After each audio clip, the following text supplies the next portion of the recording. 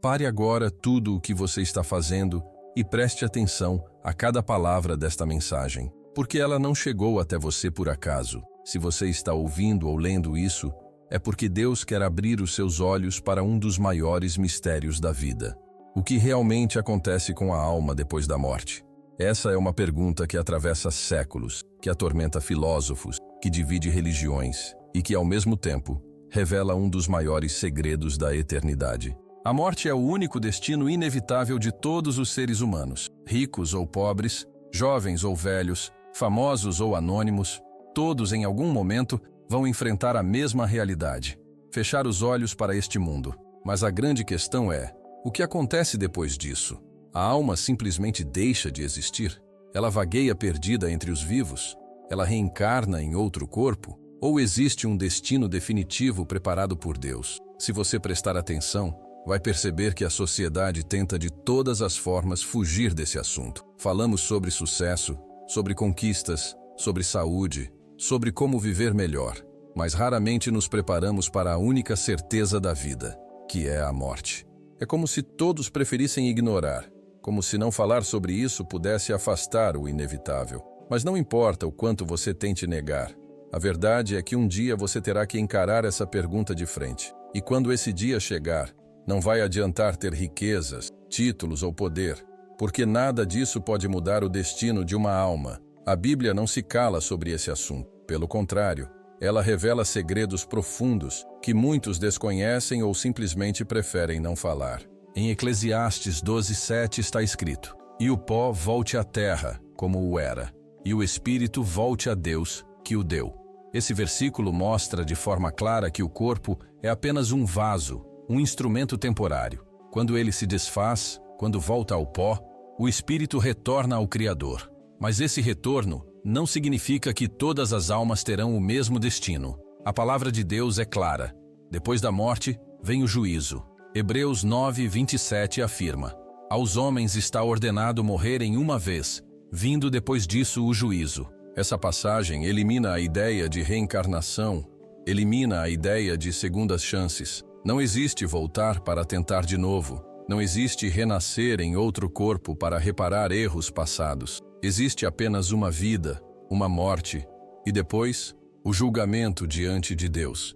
Isso significa que a forma como você vive agora, as escolhas que você faz, a fé que você pratica ou rejeita, tudo isso vai determinar para onde sua alma irá quando esse momento inevitável chegar. Jesus contou uma parábola poderosa em Lucas 16, a história do rico e do mendigo Lázaro. O rico viveu uma vida de luxo, de abundância, mas quando morreu, foi para o tormento. Já Lázaro, que sofreu miséria e dor durante a vida, foi levado para o seio de Abraão, um lugar de consolo e descanso. Essa história nos revela algo profundo. A morte não apaga quem somos. A alma carrega consigo a consciência, a memória e até mesmo as marcas das escolhas que fez na terra. Tanto o rico quanto Lázaro reconheceram a sua realidade após a morte. Não havia como negar, não havia como mudar. O destino de cada um estava selado. E aqui está o ponto que muitos não querem ouvir. A morte não é o fim. A morte é apenas uma porta que se abre para a eternidade. Mas essa porta pode levar a dois lugares completamente opostos. Um de paz indescritível e outro de tormento absoluto. Jesus disse em João 11:25, "Eu sou a ressurreição e a vida. Quem crê em mim, ainda que morra, viverá." Essa é a promessa de vida eterna para aqueles que entregam a sua alma a Cristo. Mas ele também deixou claro em Mateus 25:46, "E estes irão para o castigo eterno, mas os justos para a vida eterna." Ou seja, não existe meio termo. A alma vai para a eternidade com Deus ou sem Deus. Agora pense comigo. Quantas vezes você já ouviu alguém dizer: "A morte é um descanso" ou "A morte é o fim de tudo"? Essas frases parecem trazer conforto, mas na verdade, escondem uma armadilha espiritual. A morte não é um descanso automático para todos. A morte é um descanso apenas para aqueles que viveram em Cristo. Para os que rejeitam a Deus, a morte é o início de um sofrimento sem fim.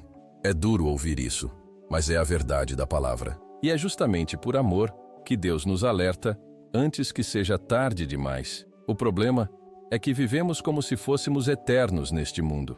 Planejamos para daqui a 10, 20, 30 anos, mas esquecemos que nenhum de nós tem garantia sequer do próximo dia. Tiago 4,14 diz: Vós não sabeis o que sucederá amanhã. Que é a vossa vida? Sois apenas como neblina que aparece por um instante e logo se dissipa.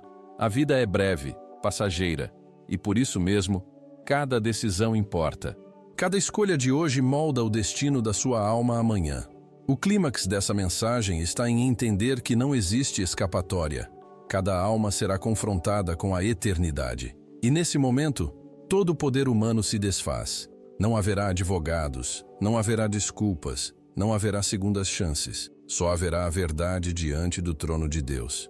E a pergunta que ecoará será: o que você fez com a salvação que foi oferecida em Cristo? Aceitou ou rejeitou? Viveu para Deus ou viveu para si mesmo? Imagine por um instante. Você fecha os olhos aqui na terra e abre os olhos na eternidade. Se for em Cristo, você verá luz, paz, consolo. Ouvirá as palavras mais preciosas: Vinde benditos de meu Pai. Possuí por herança o reino que vos está preparado. Mas se não estiver em Cristo, a alma será tomada por angústia, trevas e a certeza de um destino sem volta. Isso não é uma metáfora, é uma realidade descrita repetidas vezes na Bíblia. A conclusão é clara: a alma é eterna, ela não morre, não se dissolve, não desaparece. O corpo pode voltar ao pó, mas a alma continua viva. A grande questão é: onde a sua alma vai passar a eternidade? No descanso eterno ao lado de Deus ou na separação eterna longe dele? Essa é a decisão mais importante da sua vida.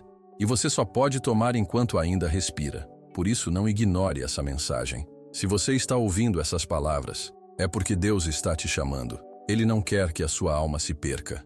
Ele quer que você escolha a vida, a salvação, a eternidade ao lado dele. Hoje é o dia de se entregar, de se reconciliar, de dizer: Senhor, a minha alma pertence a ti. E agora eu quero te pedir algo. Escreva nos comentários: minha alma é do Senhor. Essa será a sua declaração de fé, um ato profético que confirma a sua escolha pela vida eterna.